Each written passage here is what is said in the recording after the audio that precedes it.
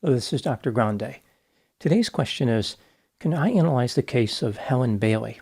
Just a reminder, I'm not diagnosing anybody in this video, only speculating about what could be happening in a situation like this.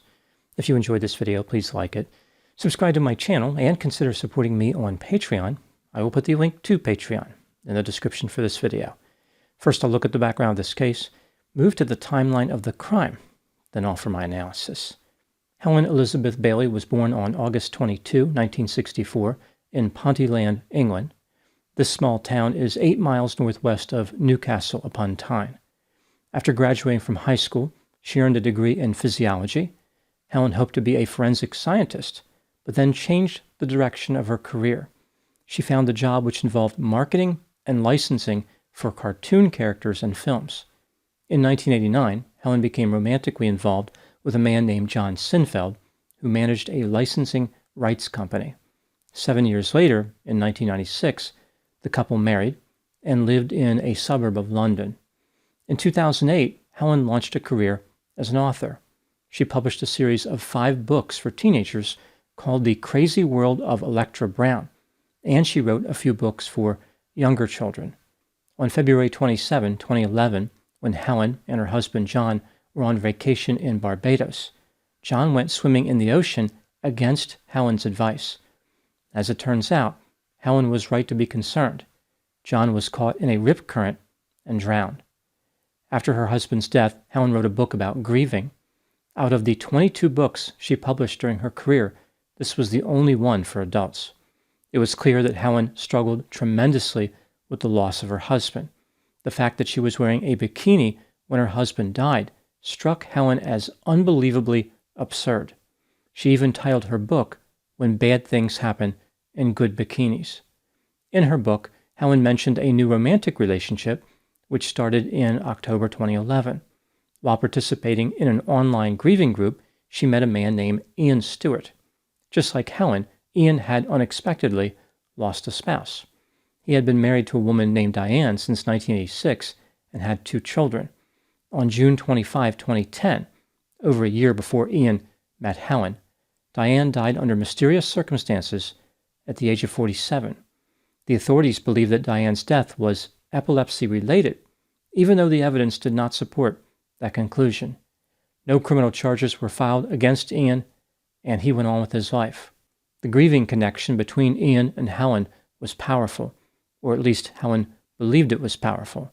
In 2013, 2 years into the relationship, Ian moved into Helen's £1.5 million house in Royston, about an hour north of London. Now moving to the timeline of the crime. On April 15, 2016, Ian Stewart contacted the police and told them his lover Helen Bailey had been missing since April 11. He said that she left a note behind indicating that she was going to stay at her vacation home in the coastal town of Broadstairs, about 2 hours east of London. Here's what the police discovered during the course of their investigation. When Ian called the police to report Helen missing, he did not know her date of birth, her cell phone number, the color of her eyes, or the address to her vacation home in Broadstairs. Either Ian was trying to obstruct the investigation, or he did not know Helen very well at all. The police discovered that Helen did not go to Broadstairs, as Ian suggested.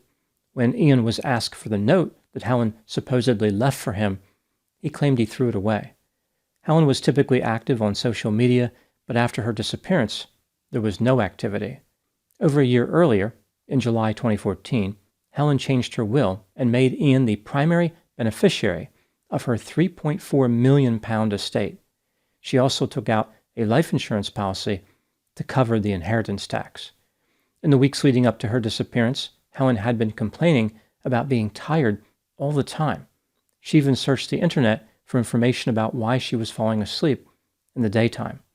On 2 occasions, Ian tried to use power of attorney to sell property owned by Helen. One of these attempts was made during the afternoon on the day Helen went missing. Ian also changed a standing order to transfer funds from Helen's account to a joint account. He increased the amount transferred from £600 to £4,000. One of Helen's neighbors told the police that there was an old cesspit in the floor of Helen's garage. She thought it might be a good idea for them to take a look. The police noticed that Ian's car was parked over the floor-mounted door for that cesspit. On July 15, 2016, after digging up the floor of the garage, the police found the body of 51-year-old Helen Bailey in the cesspit. The body of her dog Boris was found in the same location. It was clear that Ian knew about the secret cesspit. Helen's brother said that Ian joked about how that cesspit was a good place to hide a body. An autopsy determined that Helen had been killed by strangulation or suffocation and had a sedative in her system. This sedative matched one that Ian had a prescription for. On July 16, 2016, the day after Helen's body was found, Ian was charged with murder, perverting the course of justice, and preventing lawful burial.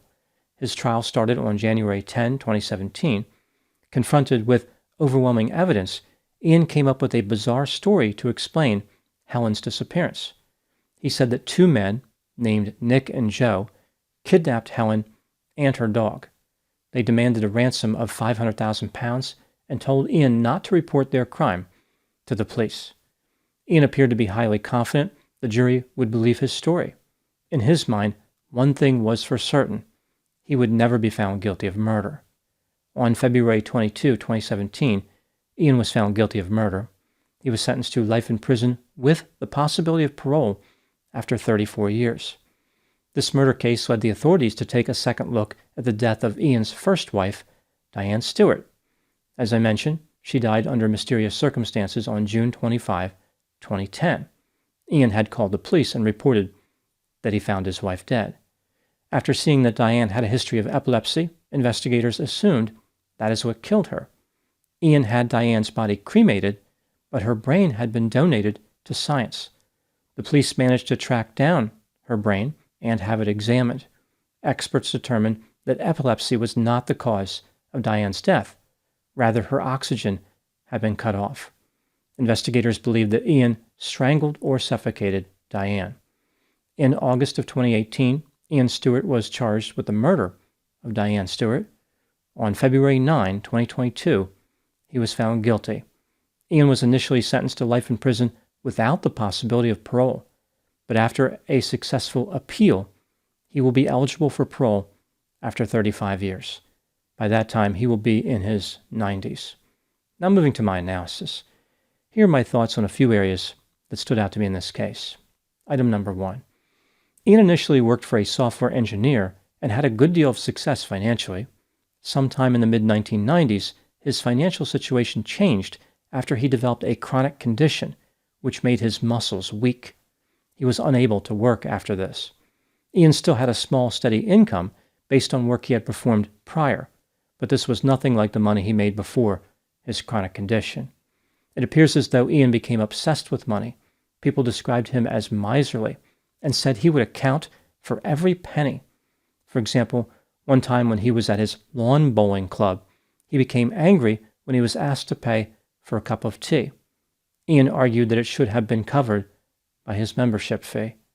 Based on the evidence, it is reasonable to believe that Ian murdered both Diane and Helen for financial reasons. Item number 2. Helen Bailey met Ian when they were both participating in an online group for people who were grieving. At one point, Ian found Helen's address and showed up at her door. Many people would find this type of boundary crossing to be worrisome, but Helen thought it was endearing. Ian was able to cross boundaries and disguise it as romantic.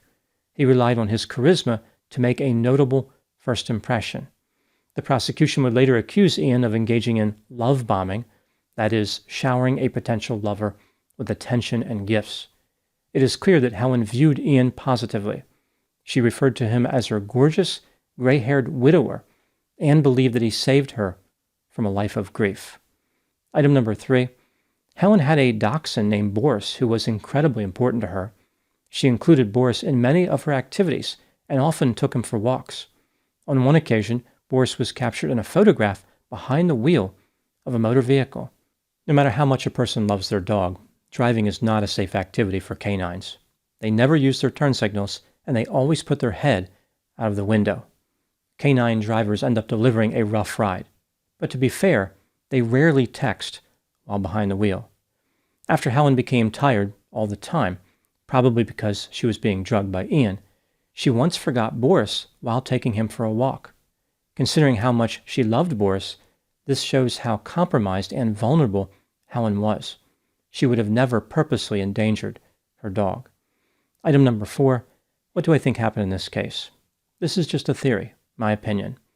Helen Bailey was a creative individual who believed her love life was on track through her marriage to John. At no time did she picture a life without him. His untimely death in Barbados sent Helen into a tailspin.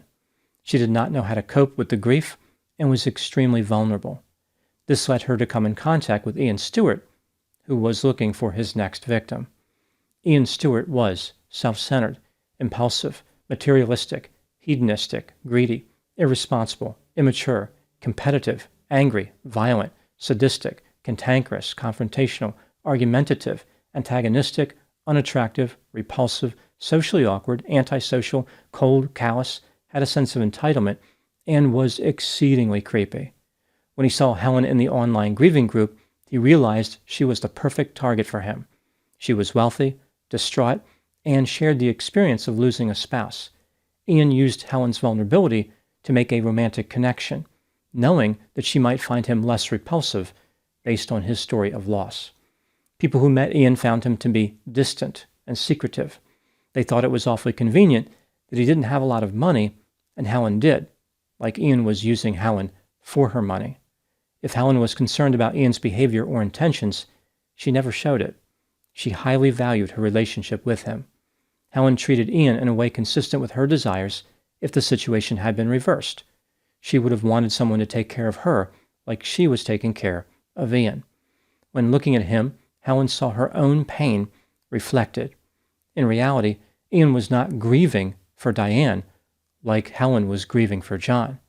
Ian murdered Diane. He was simply pretending to grieve so Helen would find him attractive. Helen was seeing what she needed to see, not what was actually there. After being with Ian for about 3 years, Helen became worried about what would happen to him if she died. This is why she changed her will. Ian realized how this would put him in a good situation if Helen died, but he didn't immediately kill her. It took him over 1.5 years to make his move. After drugging Helen with his prescription sedative, Ian strangled or suffocated her and dumped her body in the cesspit full of human excrement. He killed Helen's dog Boris as well, probably to support his initial story that Helen left for the vacation home. She would not have left without her dog. Ian acted without provocation.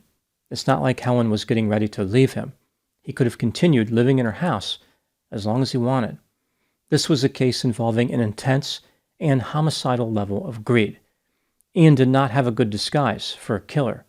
Rather, he targeted a victim who was unwilling to appreciate his true nature. Those are my thoughts on the case of Helen Bailey.